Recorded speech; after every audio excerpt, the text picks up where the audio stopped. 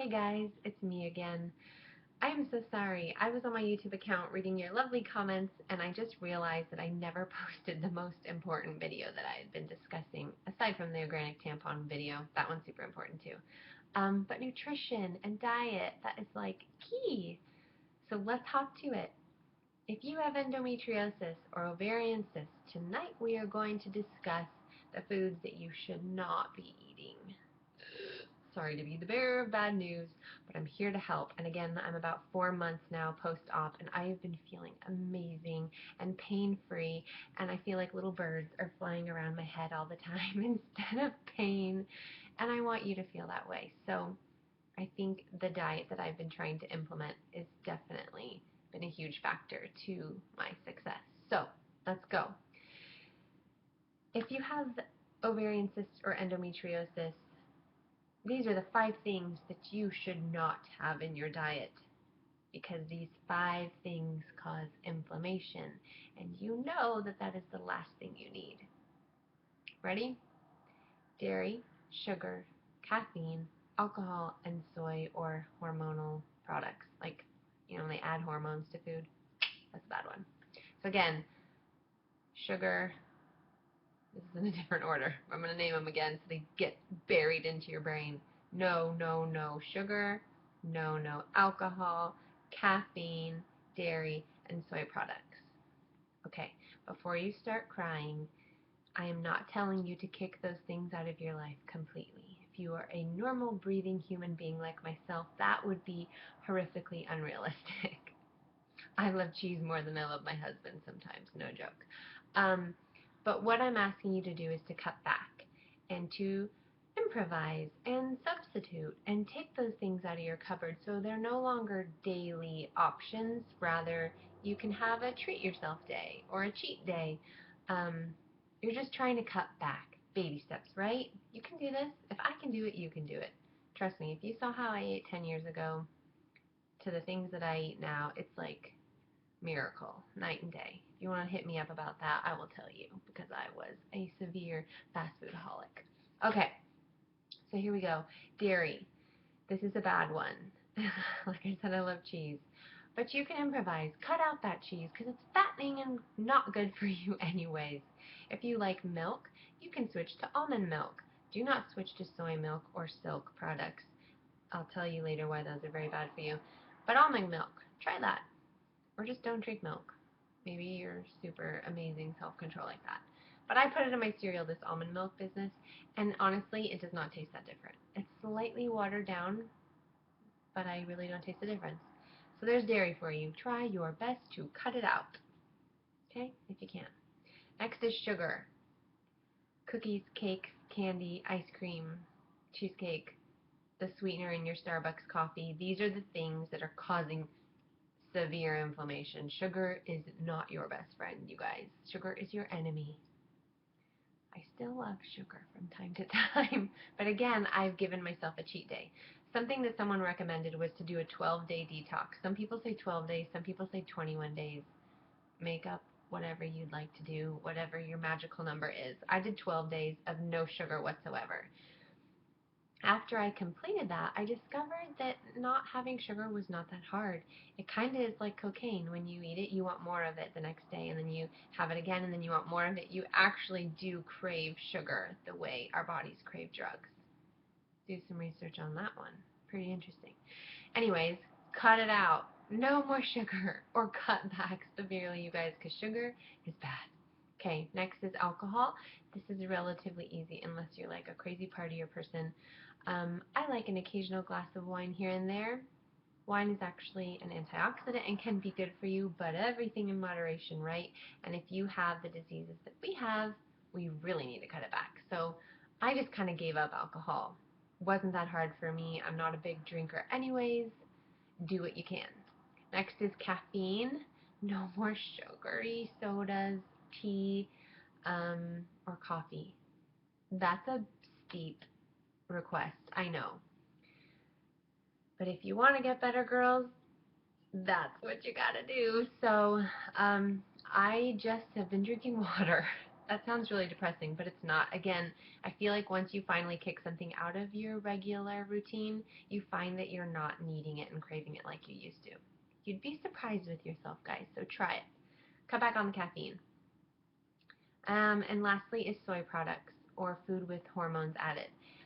If you know anything about endometriosis, you know that it feeds off of estrogen, and soy products have essentially what is known as a fake estrogen. It's like a chemical estrogen, and it is super bad. So the last thing you want to be doing when you already can't regulate your estrogen, which is causing your endo, don't give yourself more estrogen. So cut it back. No soy products. I know for a long time soy was like the big thing, like get healthy, switch to soy. And I don't think it's actually that bad for men, but for women, unless you're menopausal and could use more estrogen, it is not good. So you might even want to switch to organic meats like your chicken and your cow that you eat and your turkey and your ground beef, all that kind of stuff. You might want to switch to organic because they are fed hormones and then you're eating those hormones, so they're pretty much injecting you when they're injecting that cow if you're eating that cow. Get my point? Okay, so that was really fast. Again, sugar, dairy, alcohol, caffeine, and hormonally um, added, hormone added food, soy foods. You know what I'm trying to say. This is what you want to cut back on. You will discover that at first it will be really hard, but little by little, inch by inch, everything's a cinch, right? It is. So try your best because again, I'm almost 4 months post-op and I've been feeling fantastic and like super pain-free and happy and thriving and optimistic about this disease, even though I was considered stage 4. So do your best. Try, try, try. Message me, comment me. I am here to be your personal cheerleader because I know it can be hard. And again, if you come to my house, you would see I still eat cheese here and there, and I do have treat myself on the weekends for golden spoon yogurt or whatnot. But my everyday, my routine, I've cut these things out. Oh, another thing, what I've noticed that helps if you're a nighttime snacker like I am when I'm watching bad television, I like to eat snacks, which was usually Haagen-Dazs or ice cream or Raisinets. I go to the stores on Monday and I buy my favorite sweet fruits like blackberries, raspberries, strawberries, and cherries. I wash them all and I put them in glass containers in my fridge. So when it's 8 o'clock at night, I can just grab a jar and sit down and stuff my face. But instead of stuffing my face with bad stuff, it's fruit. So for me personally, prepping the food, prepping the snacks, having them easily accessible is huge. You're gonna you're gonna lose if you just expect to look at a Haagen-Dazs in your fridge and not eat it. You gotta take it out. You gotta not buy it, and you gotta buy things that are good. Um, Counteractively, you also want to be upping your greens and your vegetables. I kind of like vegetables. I like spinach, broccoli, and that's about it. I guess I don't like vegetables because I only named 2. I like spinach and broccoli. Um, but these are superfoods. Oh, avocados. I like avocados. You want to be adding more green into your diet. That little pyramid that we learned in elementary school where you're supposed to eat like all this grain and then just a little bit of fruit and a little bit of vegetables, that's wrong, you guys. It should be all that bottom, that big part of the food pyramid should be greens. I don't know who created that chart, but they're wrong. If you want to fight diseases, if you're someone like us, I'm only one person. If you're someone like me and you have endo or ovarian cysts or PCOS or some other disease, we are the kind of people who really need to step it up and eat those greens like your grandma taught you. Um, I don't know if you're anywhere around a juicing bar, but I live right across the street from a Nectar, which is an organic juicing bar, and that's how I've been getting my daily intake because again I'm lazy and it's easy because they do it for you and then they just hand it to you. Here you go, and then I drink it. um, I've been going to Nectar at least once a day or every other day. I fixed it into my budget as if it was a pill that I was taking. I'm not paying for Lupron or birth control, so I might as well invest in other um, medication. And my medication is vegetables. So go to your juicing bar. You'd be surprised what you can start to like after a while.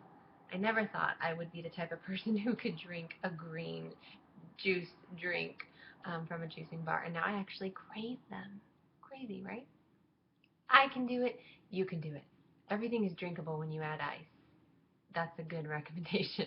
Add a lot of ice if you go to a juicing bar. Okay, holy cow, this video is now 10 minutes. I'm sorry.